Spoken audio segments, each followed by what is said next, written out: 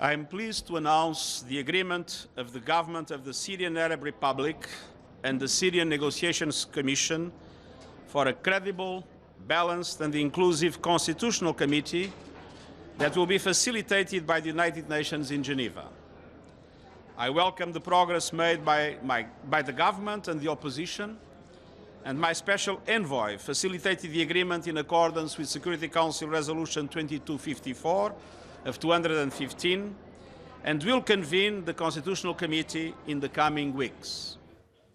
All right, let's go to our diplomatic editor now, James Bays. James, how big a deal is this then, the announcement of a constitutional committee to move Syria along the path towards peace?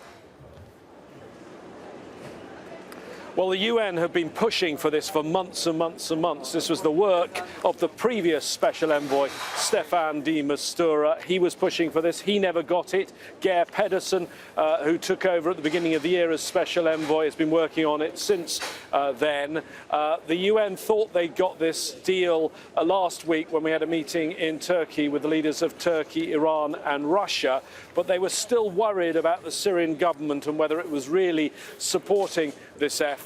I spoke to Secretary-General Antonio Guterres last week and he said, we think we've got the deal, we're not quite sure, and that's why he sent Mr. Pedersen to Damascus in recent hours. He sat down with the Deputy Prime Minister of Syria, Walid Muallim, and he had what he said was a positive meeting, and that has led to the announcement. It is an important breakthrough because this is what the UN has been concentrating on Syria, but it's worth also stressing this is a small part of the solution to the problems of Syria, because they're not going to be dealing with any of the issues on the ground, the ongoing war in Syria. They're dealing with one thing, which is a future constitution for Syria. And I can tell you, skeptics are concerned that once this constitutional committee actually starts work, it'll take a bit of time to get everyone to Geneva. It may well go the way of previous peace efforts in Geneva, which have just got bogged down and have in the end failed. And most observers believe in every case in the past that's because the Syrian government hasn't really wanted them to succeed